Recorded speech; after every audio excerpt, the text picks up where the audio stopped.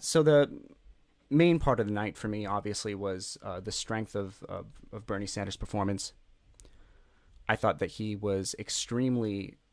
came out extremely strong, really took some shots at everyone, and did a great job. And one thing that strikes me about Senator Sanders' rhetorical effectiveness is that he's extremely good at setting himself apart from Elizabeth Warren while simultaneously setting her apart from the rest of the field. Basically saying, I am better than everyone, and then specifically attacking the people around Warren without attacking her. And when he distinguishes himself from her, his criticisms are very much ideological, where he's essentially omitting all of the things that they agree on because those are understood. And then he's basically saying, I have a basic ideology, I have a basic, I guess you could call it a theory of change that I think is better than hers. And that's where he hinges the strength of his argument. And there's actually a clip from a couple months ago that I'm going to show specifically about this. And this is where he talks about Warren being a capitalist, whereas he is not a capitalist to his bones. And I think it's a very telling clip. Yeah, every American has got to make his or her own choice about the candidate that they want. And Elizabeth Warren has been a friend of mine for some 25 years. And I think she is a very, very good senator. But there are differences between Elizabeth and myself. Elizabeth, I think, as you know, has said that she is a capitalist to her bones. I'm not. And I think business as usual and doing it the old-fashioned way is not good enough. It's not regulation now. What we need is, in fact, I don't want to get people too nervous, we need a political revolution. I am, I believe, the only candidate who's going to say to the ruling class of this country, the corporate elite, enough with your greed and with your corruption. We need real change in this country. So yeah, there it is. He's basically saying, Warren is a capitalist. It's not about the things that we want. The policies that we want are largely aligned, which is kind of implicit in his speech. But then he basically goes on to say that Elizabeth Warren imply that Warren has a desire to work within a system that is fundamentally corrupted, and that's the thing that I have been trying to get at, I guess in the previous episode, to varying effectiveness, that we live in a technocracy that is transformed into an oligarchy, and Elizabeth Warren is a technocrat who works within existing systems to effect positive changes. And as a senator with a Democratic president, with a Democratic Senate, she was very, very effective at harnessing what power there was and a very effective political operator within that regard. The problem is that there were obviously her influence was hyper concentrated in a very specific aspect of her job where she did have enough resources to affect that kind of change. And then there were positive changes that she influenced in the financial sector that were also kind of those are great marks on her record, and it kind of pushes her a little bit more into the Democratic social democrat column, that she is able to rally some level of public outrage when she goes on the Senate and grills like the Wells Fargo CEO and basically says you should be fired, and that actually leads to staffing changes made for corrupt financial officers and events like that. And I think that is definitely a very strong reflection on her record.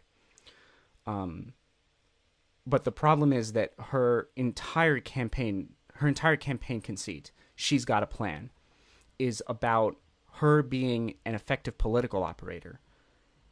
But she is one person, and her administration is still going to be a single entity in an entire government that is corrupted by and run and owned by special interests. And so there's that democratic staying power that she does not actually do as much to seek out as Bernie Sanders does, that she is going to need in order to win the election and affect positive change. And if that Bernie Sanders movement can go support her if she wins the nomination, great. But it's not something she's trying to get. And so I am obviously supporting the movement that is going for that power. And that's exactly what Bernie Sanders is getting at, is that a political revolution is not about violence. It's not about taking up arms. It's about the idea that ordinary people are supposed to collect and are supposed to group up and use numbers in order to counter the overwhelming power of a wealthy minority. And that's what he means by political revolution. And that's basically what he's getting at, is that my approach to how we change injustice in America is more effective. And he's absolutely right in that regard. And that's the main problem with Warren's campaign. That and foreign policy. But foreign policy is about the only thing ideologically that I massively disagree with Elizabeth Warren on. Even her healthcare plan, which I will get to in a bit, but her healthcare plan, I think it's actually not a bad plan. I don't like the idea of having a second vote on Medicare for all after midterms that are statistically likely to flip the House. I think that's a pretty bad idea. But in terms of the road toward achieving Medicare for all, that seems like actually a pretty good way to go about it. But we'll get to that in a bit when I talk about the ineffectiveness of the public option and why Medicare for all is kind of a great gold standard, even though it is not by any means, single payer is not by any means the only way to achieve balanced equilibrium of universal health care. But aiming for single payer in America, especially Medicare for all, is definitely the way to go in this country. So we're going to roll one more clip from the debate where Sanders basically, once again, he doesn't attack Warren, but he sets himself kind of apart from her as being a more progressive, more reliable, more democratic candidate, but then attacks everyone around her, basically saying, like, I am the best candidate here, but these are the problems with everyone except for the one who is, just kind of a less progressive version of me, which I don't think necessarily is a fair way to state it. There are definitely big substantive ideological differences between Warren and Sanders, but it's a very rhetorically effective strategy as someone who definitely, I would say that definitely Sanders and Warren's campaigns are, at least in some sense, thinking about the possibility that one or the other is going to be the nominee. And I would imagine that their rhetoric is accounting for a potential coalition. And I think this was a very, very effective way for Bernie to basically not damage a future coalition while still continuing to push that he is the superior candidate, even between him and Elizabeth Warren. And so this is going to be that clip. I am rather proud, maybe, I don't know, the only candidate up here doesn't have any billionaire contributions. Now, there's a real competition going on up here. My good friend Joe, and he is a good friend, he's received contributions from 44 billionaires. Pete, on the other hand, is trailing, Pete. You only got 39 billionaires contributing. So, Pete, we look forward to you. I know you're an energetic guy and a competitive guy, to see if you can take on Joe on that issue. But what is not... Obviously, you've seen this clip before. Everyone with a heartbeat who paid attention at all to the debates has seen this clip. And if you haven't, you're going to see it in some random Bernie Thug Life compilation. But it was a really funny moment, and I thought it really showed the life in Bernie Sanders, that he is on the move, that he's aggressive, that he is going to call other candidates out on their centrism, especially when he was very passive in the first few debates. So I thought it was a really great move in terms of optics, obviously. But the substance of it, the critique he was leveling, it was right after where Buttigieg had slammed Warren back, basically saying, you also took money from billionaires, and that money is in your campaign right now. And Warren didn't get to respond. And Sanders kind of piggybacked onto the substance of the critique that somebody has taken billionaire money before, and that it may influence their views, like, subconsciously, but without really leveling the ridiculous idea that having taken money in the past and having that money grandfathered into your campaign, which I addressed before, is not like all that big an issue. Basically saying, I do survive the purity test better, but not actually saying that Warren having taken corporate money in the past makes her at all a bad candidate. Immediately after that, he doesn't attack Warren.